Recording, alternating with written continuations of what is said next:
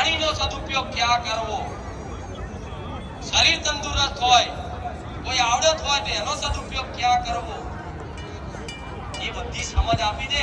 6 મહિના પછી સુખ આવશે ને. ગોવા આબુ ફરવાનું નહીં થાય, એનું મન ચોક ગાયો નાખવાનું થશે, ચોક સેવા કરવાનું થશે. કોઈ ગરીબ ન જોઈ, કોઈ વૃદ્ધ ન જોઈ, કોઈ દુખિયાર ન જોઈ, અને એની જોડે 25 રૂપિયા છે ને તો 5 રૂપિયાથી સેવા કરતો થશે. આ ભગવાનની કૃપા થાય, તારા સહયોગ મળે. હવે તમારું જીવનમાં જો કદાચ આવા ઉપદેશ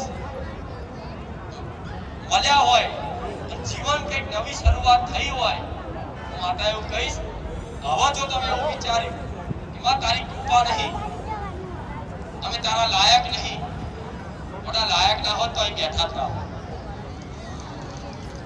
અને ભલે તમે જાતના માનો